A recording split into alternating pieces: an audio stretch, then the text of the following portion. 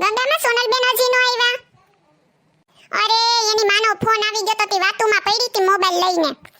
સારું સારું, કાલે કીધું ને હમણાં જ આવતા હશે સોનલબેન. બોલાવો ની કોક સોનલબેન ને. સોનલબેન, ઓ સોનલબેન, શું કરો તમે તો? શંકર ભગવાનની સોમવારની કાલની વાર્તા આપણે અધૂરી છે, તમે પૂરી કરી દઉં ને આજે? હા બોલો શીતલબેન.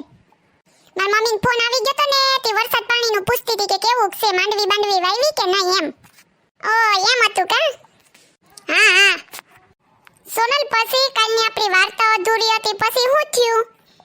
હા તો સાંભળો બાઈઓ, આપણે ક્યાં પૂગી ગયું કે રાજાએ એની છોકરીની વિદાય ન કરી, છોકરો કાણો હતો એટલે, અને જાન પાછી મોકલી દીધી. હા હા સોનલબેન, આપણે ન્યાસ પૂગ્યા હતા હો. સોનલબેન, પછી આગળ શું થયું? અરે કહું છું સાંભળો તો ખરી પણ તમે. પછી તો સાહુકારનો દીકરો અને એનો મામો બે હાલતા થયા, ઈ તો કાશી પૂગી ગયા. કાશી જઈને યજ્ઞ કરાવ્યો. યજ્ઞ થતો તો ત્યારે છોકરાને 12 વર્ષ થઈ ગયા. 12 વર્ષ થઈ ગયા એટલે યજ્ઞ થતો તો સાહુકારના છોકરાએ એના મામાને કીધું, સાંભળજો. હા હા સોનલબેન, સાંભળીએ જ છે. યજ્ઞ થતો તો ત્યાં સાહુકારના છોકરાએ એના મામાને કીધું કે મામા, મારી તબિયત થોડી ખારી નથી લાગતી, મારી તબિયત ખરાબ છે થોડી. તો એના મામાએ કીધું, વાંધો નહીં ભાણિયા, તારી તબિયત ખરાબ હોય તો જા તું અંદર જઈને આરામ કર.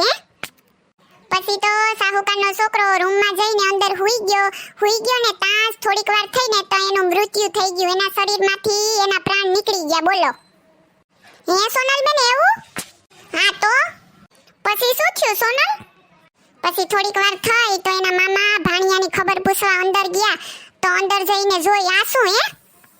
એના ભાણિયાને જોયો ને તો એનો ભાણિયો તો મૃત્યુ પામ્યો તો. બોલો. આ જોઈને એના મામા તો કેવા રડવા લાગ્યા ને કેવી ચિંતા કરવા લાગ્યા. એનો ભાણિયો મરી ગયો તો પછી ઉપાદી ન થાય હે? ત્યાં થોડીક વાર થઈને તો ત્યાંથી માતા પાર્વતી ને ભોલેનાથ નીકળ્યા. પછી માતા પાર્વતીએ આ મામાને રડતા જોઈને ભોલેનાથને કીધું કે હે ભોલેનાથ, તમે ગમે તે કરો, હું આનું દુઃખ જોઈ ન થકતી, તો તમે આનું દુઃખ દૂર કરો. આ કેટલા બધી કલ્પાત કરે છે હે? પછી માતા પાર્વતી ને ભોલેનાથ ન્યા સાહુકારના છોકરા પાસે ગયા ને ન્યા જઈને જોયું તો એને તો ખબર પડી ગઈ કે આ તો પેલો સાહુકારનો છોકરો જ છે જે મેં વરદાનથી આપ્યો તો અને 12 વર્ષ પૂરા થયા તો હવે એનું મૃત્યુ પાકું જ હતું, એવું વરદાન હતું. એટલે એને કીધું ભોલાનાથ વચ્ચે, પાર્વતી આ ઓલો સાહુકારનો છોકરો જ છે અને આ એનો મૃત્યુનો ટાઈમ જ હતો. તો પાર્વતીમાં તો દયાના સાગર એને ભોલેનાથને કીધું, હે ભોલેનાથ, તમે આ છોકરાની આયુ લાંબી કરો કે નહીતર એના મા બાપને ખબર પડશે ને તો એના મા બાપ એના છોકરા વિના તડપીને મરી જાહે. એવું સોનલબેન?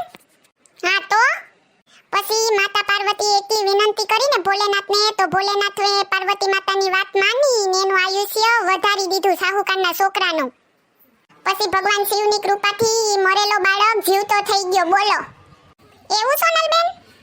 હા તો પછી તો વર્ષો ને વર્ષો વીતી ગયા. પછી છોકરાનું ભણવાનું પૂરું થઈ ગયું ને એટલે મામો ને ભાણિયો બે હાલતા નીકળી પડ્યા પાછા એના નગરમાં જવા.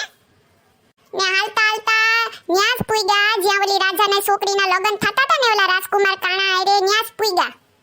પછી નગરમાં જઈને મામા ભાણિયાએ યજ્ઞ કર્યો ને તો યજ્ઞમાં ઈ પેલા રાજા આવ્યા. રાજા આવતા વેત જ આ છોકરાને વર્તી ગયા. બોલો કે આ તો ઈ જ છોકરો છે જેના મારી છોકરી આરે લગ્ન થયા હતા.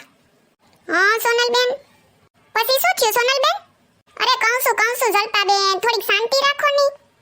પછી તો યજ્ઞ પૂરો થયો એટલે રાજા આ મામા ભાણિયા બેયને એના નગરમાં લઈ ગયા. રાજાએ સાહુકારના છોકરાની બહુ મહેમાન ગતિ કરી, ખબર ને કેટલી બધી તો સંપત્તિ આપી એના રાજ્યમાંથી. ને એની છોકરીની વિદાય આ છોકરા આરે કરી. પછી તો મામા ભાણિયો અને રાજકુમારી હાલતા એના નગરમાં પૂગી ગયા. પછી પૂગતા વેત જ એના મામાએ એક દૂતને સાહુકાર પાસે મોકલ્યો કે એનો છોકરો પાછો આવી ગયો કાશીથી ભણીને. સાહુકાર તો દૂત પાસેથી આ સંદેશ સાંભળી કે એનો છોકરો પાછો આવે ભણીને, આ વાત સાંભળીને એટલો ખુશ થઈ ગયો ને એનો ખુશીનો કોઈ પાર જ ન રહ્યો. હા તો સોનલ, અરખાઈ તો ખરી ને, એનો છોકરો 12 વર્ષે મરી જવાનો હતો તો જીવતો થઈને પાછો આવ્યો. પછી એક પિતાને ખુશી માઈ.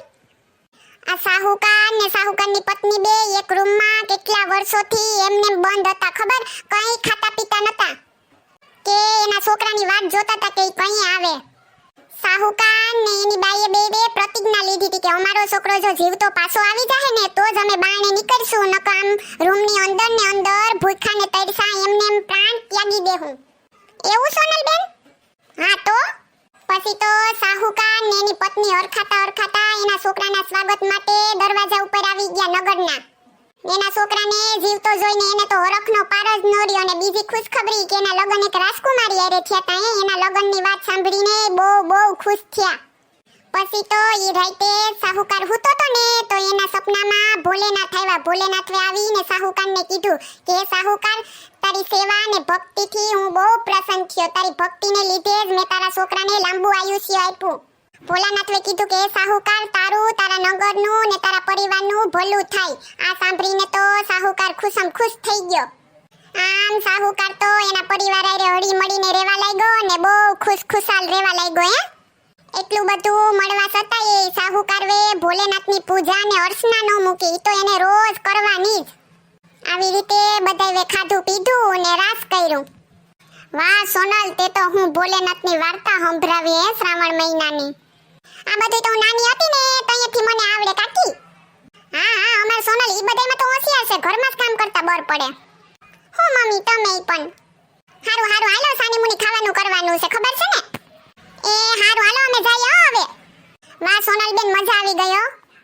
સાચી વાત છે સોનલબેન, તમારી મોઢેથી જે સાંભળવાની મજા આવે ઈ વાત જ કંઈક અલગ છે. હારું હાલો તો જઈએ. હેલો મિત્રો, જો તમને અમારો વિડિયો પસંદ આવ્યો હોય તો મારી ચેનલ સિબલીની મોજને લાઈક કરો, શેર કરો એન્ડ સબસ્ક્રાઇબ કરો. Thank you.